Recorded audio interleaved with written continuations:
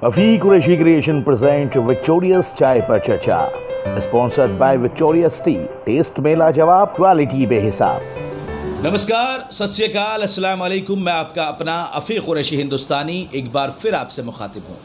आज हम यहाँ पर मौजूद हैं चाय पर चर्चा करने के लिए। एक ऐसी चाय जिसका नाम विक्टोरियस है, देश की नंबर 1 चाय बनने की कगार पर है। टेस्ट में लाजवाब है, क्वालिटी उम्दा है और इसी उम्दा क्वालिटी के साथ आज हम अपनी बात की शुरुआत करने वाले हैं। आज का हमारा जो मुद्दा है वो राजनीति गलियारों से, राजनीति की गलियारों से, उनकी गलियों से प्रेरित है।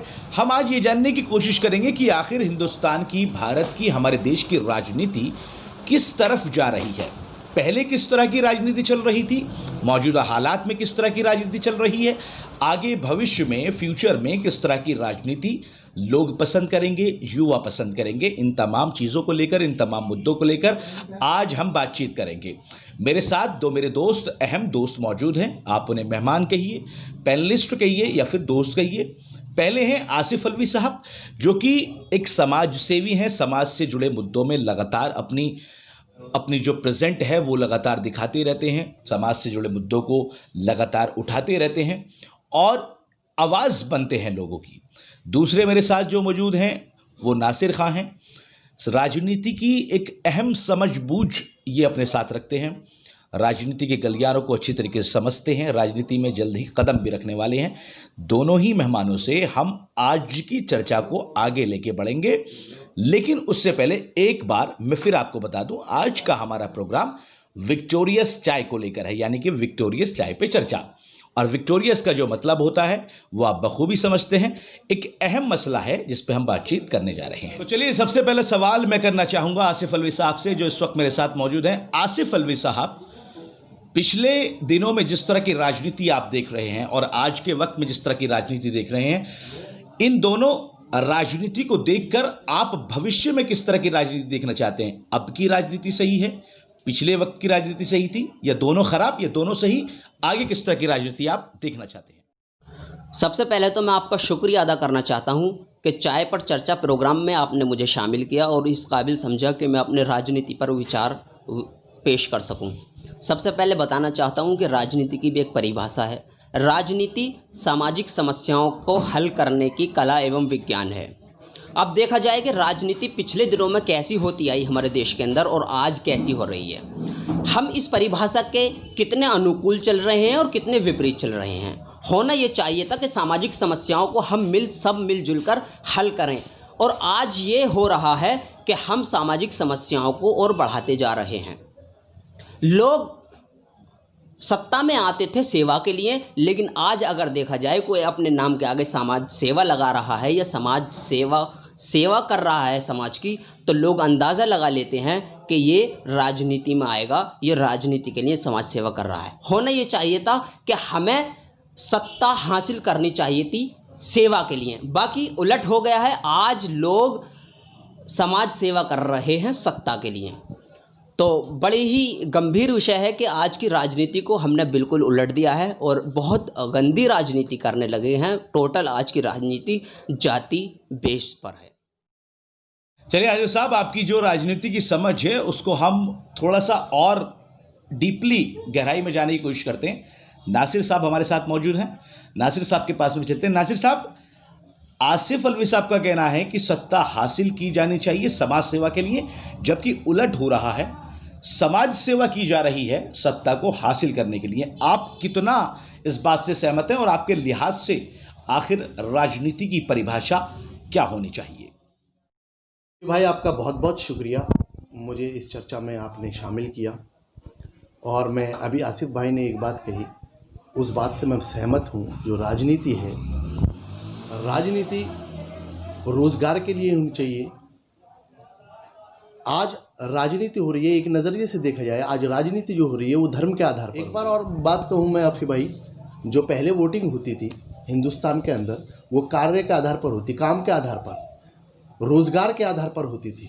लेकिन आज देश का माहौल अलग सा चेंज हो रहा है और उस माहौल में आप धर्म के आधार पर वोट कर रहे हैं। अजीब सा माहौल हमारे देश में चल रहा है। खरीद फरोख्त का माहौल हमारे देश में दिखाई दे रहा है।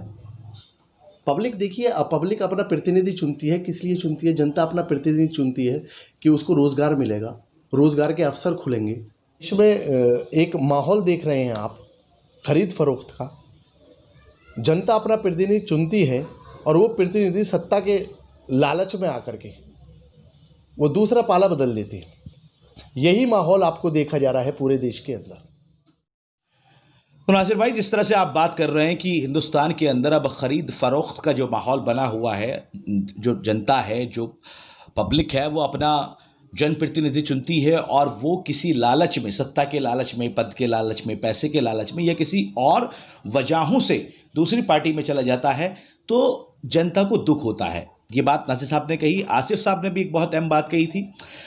दरअसल आज हमारे इस प्रोग्राम की शुरुआत है, तो हम इसको जितना शॉर्ट रखना चाहें, कोशिश कर रहे हैं कि हम बहुत छोटा प्रोग्राम रखें ताकि सभी लोग, क्योंकि लोगों के पास में वक्त की कमी है, सब लोग देख सकें। इसलिए आज के इस प्रोग्राम में हम सिर्फ फाइनल कमेंट ही लेना चाहेंगे। अगर हमें इस प्रोग्राम का रिस्पॉन्स अच्छा मिलता है तो हम आपसे वादा करते हैं कि हम और बड़े पैनलिस्ट और बड़े जानकार लोगों को लेकर आएंगे और तरह तरह के मुद्दे जो है लगातार उठाते रहेंगे। फाइनल कमेंट, आसिफ भाई, मैं आपके पास आना चाहूँगा। आसिफ भाई, राजनीति का आप रूप क्या देखना चाह रहे हैं? किन मुद्दों पर इलेक्शन होना चाहिए? जो नेता हैं उनको किन मुद्दों पर चुनाव लड़ना चाहिए? आफी भाई, जैसे कि नासिर साहब ने बताया कि देश के अंदर ख़रीद फ़रोख्त का माहौल चल रहा है, तो अक्सर देखने को मिलेगा ये ख़रीद फ़रोख्त का माहौल हमेशा बाज़ारों में देखने को मिलता था, लेकिन आज देखा जाए तो राजनीति का व्यवसायीकरण कर दिया गया है, एक बिज़नेस के रूप में बना लिया गया है। ग्राम पंचायत चुनाव से लेकर और लोकसभा चुनाव तक इसमें पैसा खर्च किया जाता है, लोगों को खरीदा जाता है, लोगों की वोट खरीदी जाती है। और जब वो पैसा खर्च करते हैं तो इस मकसद से खर्च करते हैं, यदि मैंने 1 करोड़ लगाए तो 2 करोड़ वो इकट्ठा करने की सोचते हैं। और चलिए आसिफ भाई, ये सब तमाम बातें जो है नासिर साहब ने कह दी है। मैं आपसे फाइनल कमेंट जो लेना चाह रहा था, वो फाइनल कमेंट ये है कि आखिर आप देश की राजनीति को किस तरह से आगे देखते हैं? चुनाव किन मुद्दों पर होना चाहिए? और जो वादों का पिटारा मैं आपको कह रहा हूं, जिसको इलेक्शन से पहले लॉन्च किया जाता है, उन तमाम वादों पर कितना खरा नेता को उतरना चाहिए? देश की राजनीति मूलभूत ज़रूरतों पर होनी चाहिए, जैसे कि शिक्षा है, चिकित्सा, रोजगार। ये देश की मूलभूत ज़रूरतें हैं। शिक्षा प्रणाली को बड़ी मजबूत करनी चाहिए और जो जातिवाद के ऊपर, जो धर्मवाद के ऊपर इलेक्शन लड़े, उसको जनता को नकारना चाहिए, क्योंकि लोग जाति धर्म के आधार पर इलेक्शन लड़ते हैं, राजनीति में आते हैं, और हम जैसे जनता, हम जैसे आम लोग उन्हें सफल बनाते हैं, तो वो आगे की जो अपनी रणनीति अपनाते हैं वो जाति धर्म के आधार पर ही बनाते हैं कि किस तरह से जातिवाद को फैलाया जाए। यदि हम एक नेता के रूप में एक विकास पुरुष देखते हैं, एक विकासशील पुरुष को हम चुनते हैं, तो वो आने वाले समय में भी यही नीति अपनाएगा कि मैं देश के अंदर किस तरह से विकास कर सकूं, देश के अंदर मैं रोजगार पैदा कर सकूं, शिक्षा और चिकित्सा प्रणाली को मजबूत कर सकूं। वो जनता की नब्ज टटोलते हैं कि जनता हमारी ओर किन मुद्दों पर आकर्षित होती है। चलिए खैर आसिफ भाई, आपने जो है जिस तरह से राजनीति को समझाने की कोशिश की है, वो आपकी एक अच्छी कोशिश रही। फाइनल कमेंट नासिर खान साहब से मैं लेना चाहूँगा और बहुत शॉर्ट में अपनी बात को निपटाएं। नासिर खान साहब, आसिफ भाई ने कहा मूल मुद्दों पर आपको राजनीति करनी चाहिए और वादों को ध्यान में रखना चाहिए कि आपने जनता से क्या वादा किया है।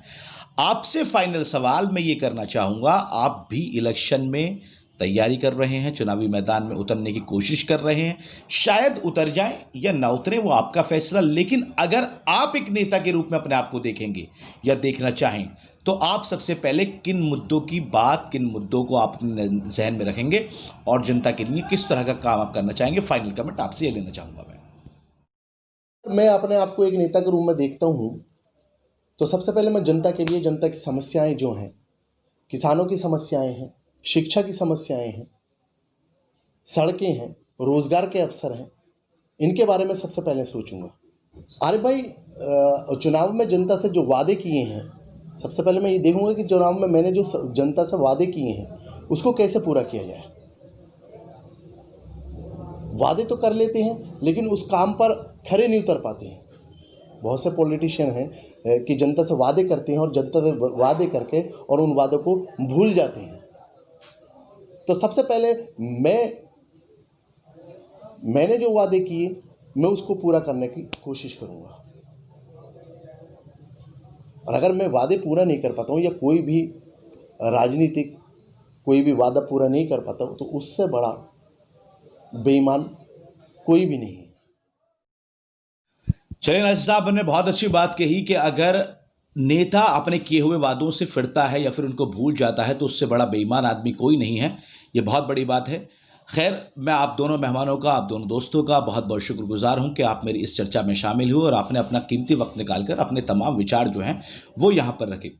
मैं एक बात और साफ करना चाहता हूं कि हमारा ये प्रोग्राम, ये हमारी चर्चा को राजनीतिक मंच नहीं है, बल्कि एक ऐसा मंच है जिस पर हम एक नॉर्मली चर्चा कर रहे हैं और चर्चा को जो है हम इसमें ये बताने की कोशिश कर रहे हैं कि आखिर हम राजनीति में किस तरह की सफाई कर सकते हैं और किस तरह को राजनीति को किस तरह आगे लेके जा सकते हैं। बहुत बहुत शुक्रिया एक बार फिर से आप दोनों मेहमानों का। आप अफीक कुरैशी हिंदुस्तानी के साथ थे, आप देख रहे थे विक्टोरियस चाय पर चर्चा, जो लाजवाब है अपनी क्वालिटी में और बेमिसाल है अपने टेस्ट में। लगातार हमें देखते रहिए। अगर आपको हमारी चर्चा अच्छी लगे तो आप हमें एक लाइक दे सकते हैं, कमेंट बॉक्स में जाके अपने कमेंट भी कर सकते हैं, ताकि हम और भी ज़्यादा दूसरे लोगों के साथ, दूसरे मेहमानों के साथ, दूसरे जो ज्ञानी लोग हैं उनके साथ में आपको लगातार चर्चा आपके सामने करते रहें और आपको रूबरू कराते रहें। बहुत बहुत शुक्रिया आपका। जय हिंद।